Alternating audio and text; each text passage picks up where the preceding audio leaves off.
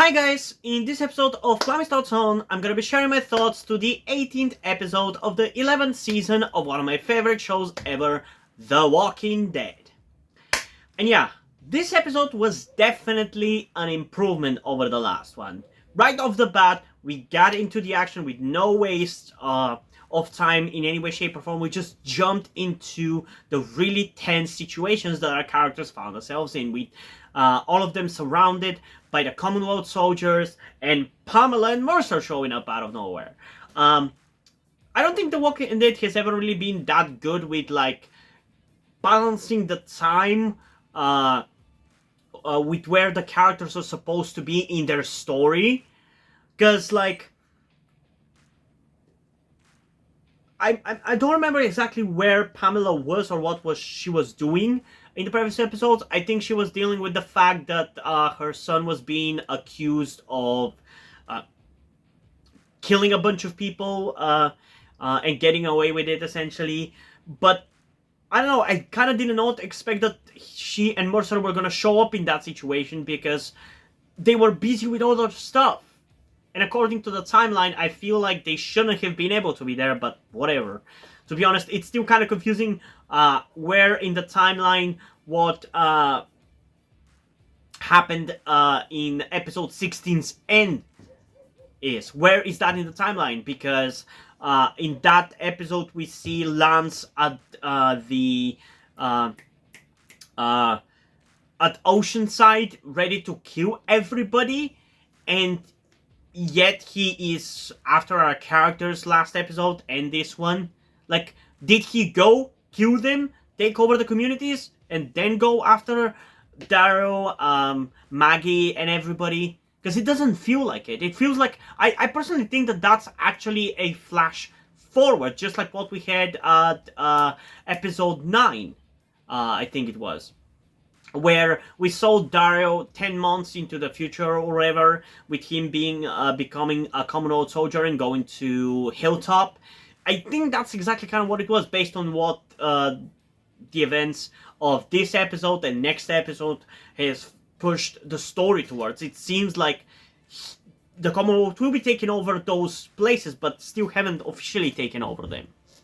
So yeah, I don't know, but this whole opening scene was honestly the best part of the episode. Afterwards, it's kind of just slowly went down until the end of the episode. It just was a downhill ride, pretty much, because the opening scene is so tense, with Daryl holding Lance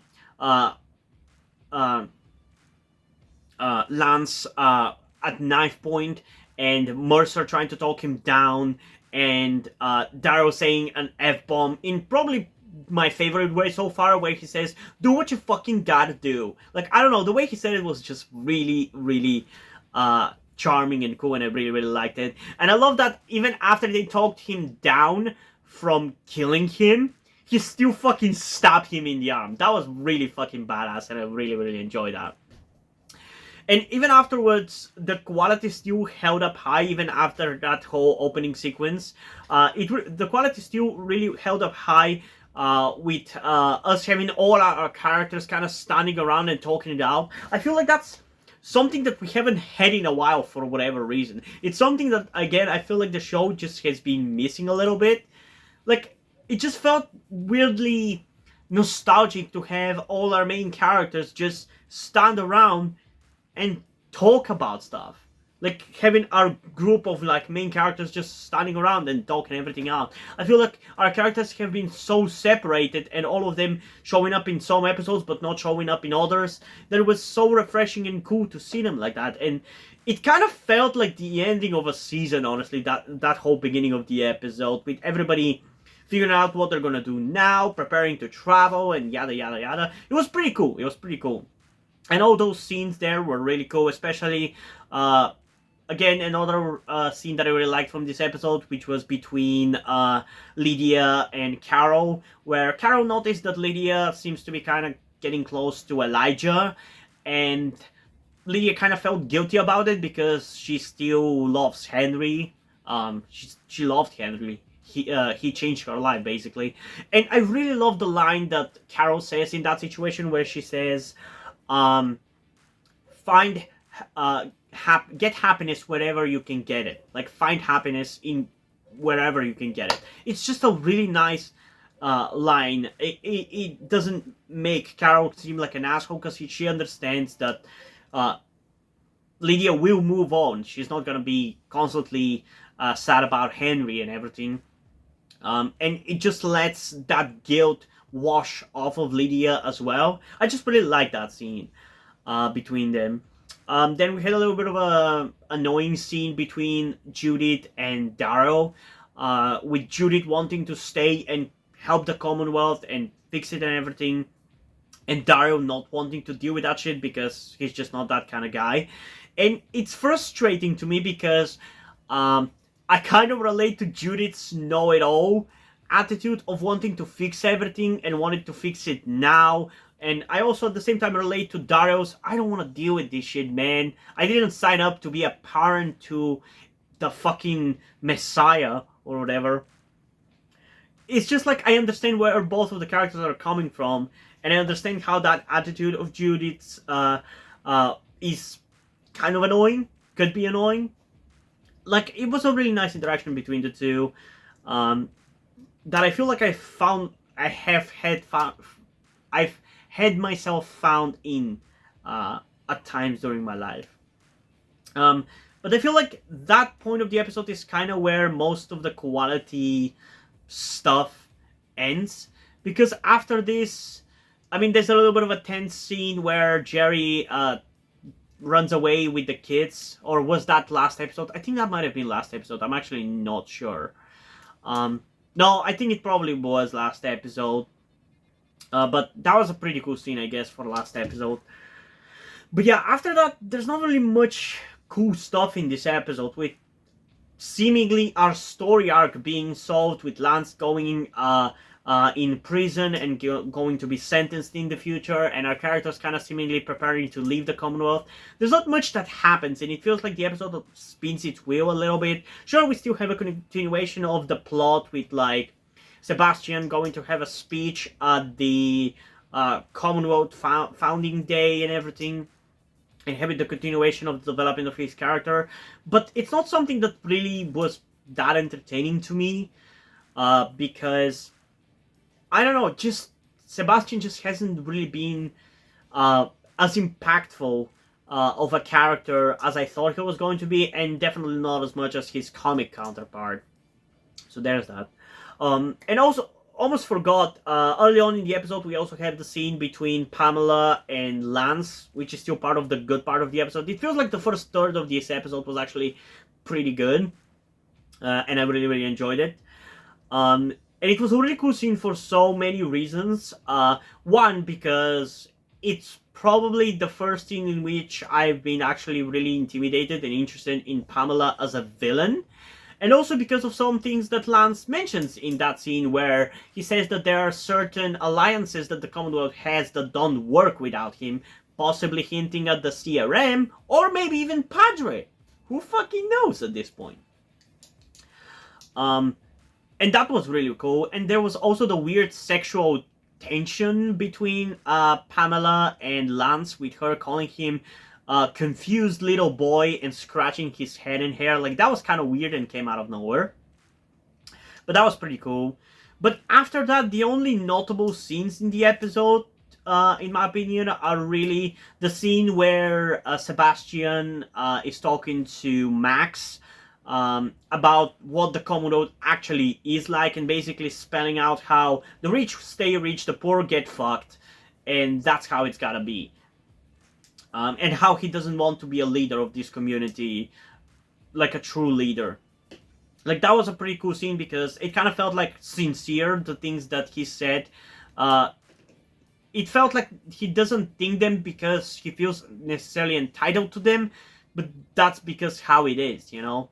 It kind of felt like a very realist perspective, which I usually hate realist perspective when it comes to real life stuff and geopolitics and the like, because I feel like that is such an excuse to just justify inequality and bad things happening, like the war in Ukraine. Like, the realistic perspective of that is that bigger countries will want to dominate smaller countries. It's understandable. No, it's really not. It's really not. That might be how the world, I guess, works, but that should not be. I guess I'm more of an idealist, but I still really liked how realist Sebastian's perspective was. It felt like he wasn't necessarily that bad of a guy, because of that. Um, and it was a nice interaction between him and Max. And then obviously the other scene which was really good was when he actually was talking towards the people at the Commonwealth at the ring, um, which, by the way, this is the second time The Walking Dead has used wrestling in the last year or so.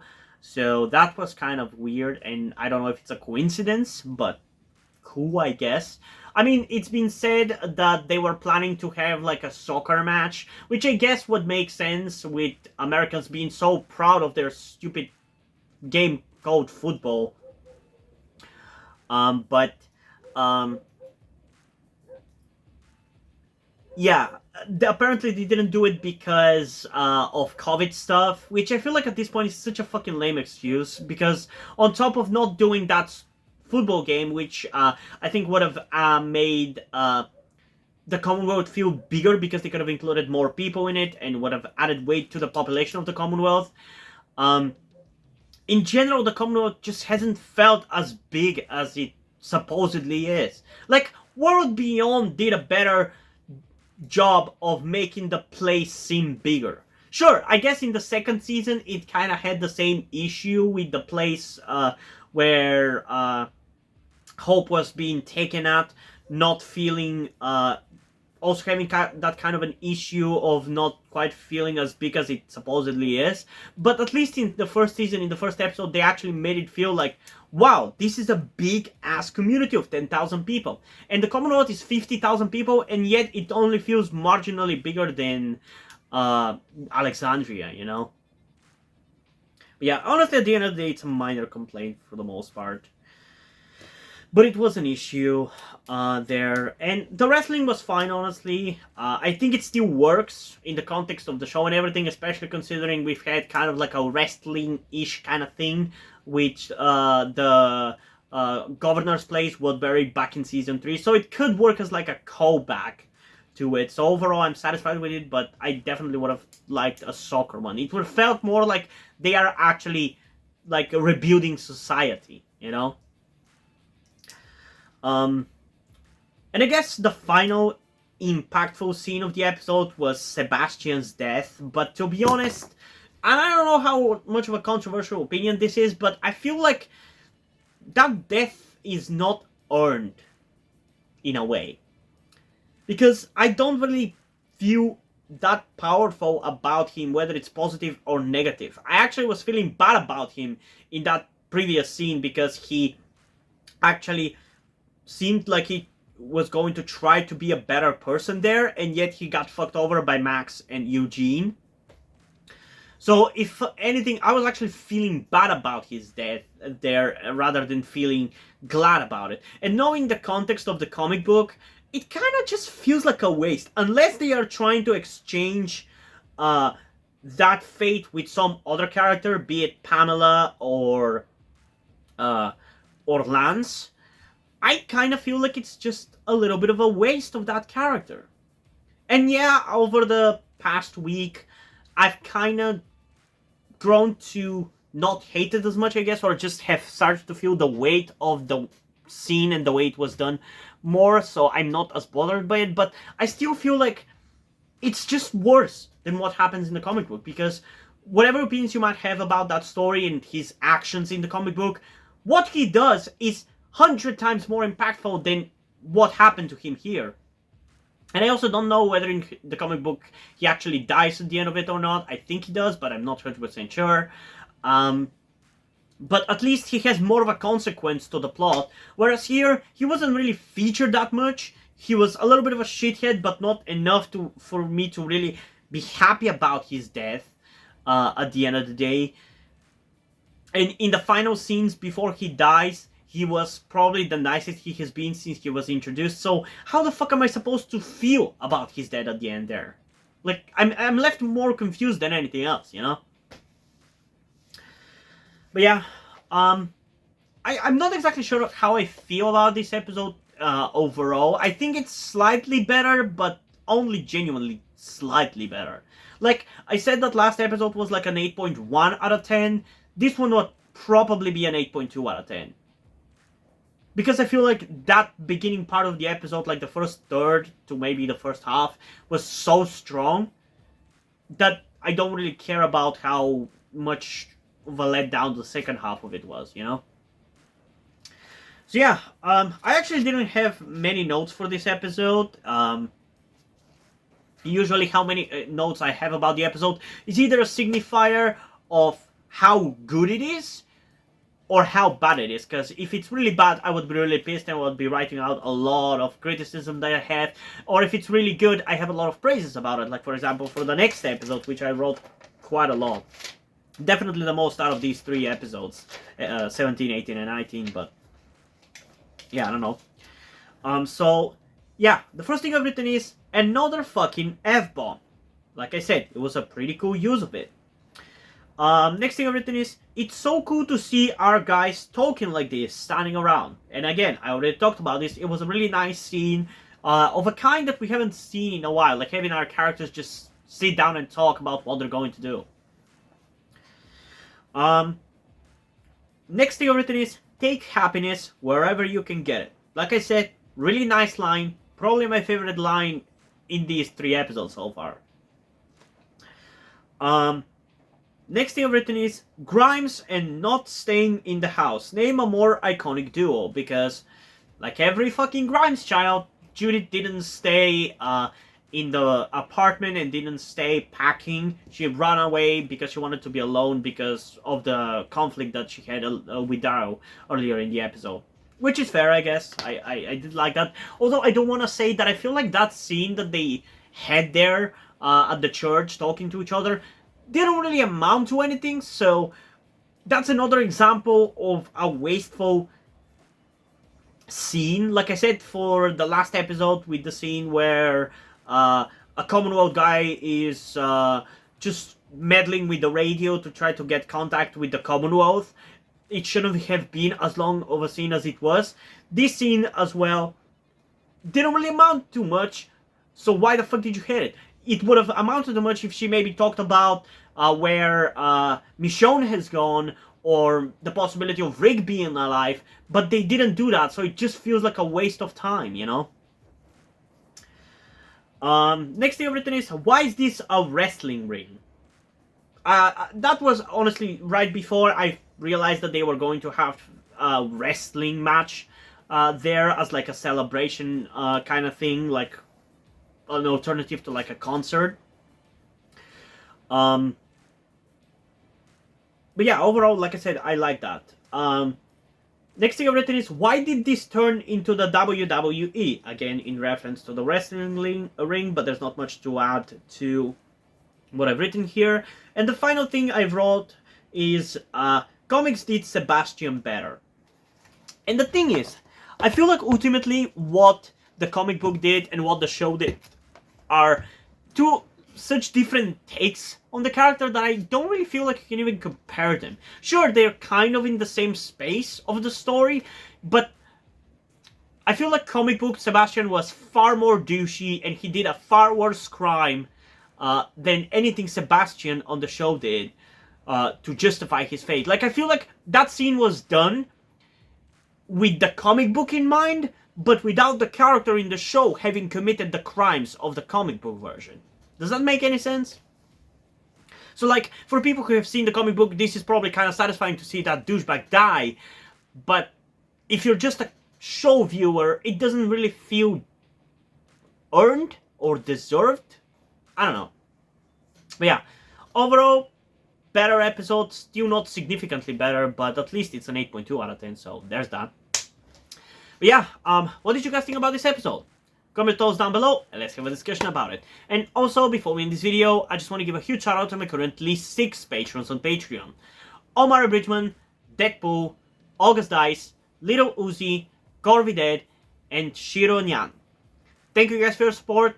I really appreciate it. It really means a lot to me that you've decided to support me. You have continued to support me for such a long time. Hope you continue to enjoy my content and continue to support me going forward. Thank you very much.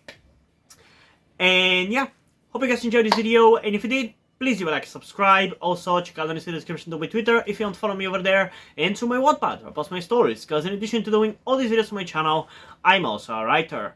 And if you enjoy my stories or simply enjoy my videos, you can head over to my Patreon or to my Coffee account, where you can pledge your support and help get the channel going, help support me so I can keep writing stories you enjoy. But if you don't want to do it, that's completely fine. You can help me out in other ways, like liking this video, subscribing to the channel, and especially sharing this video with somebody who you think might enjoy.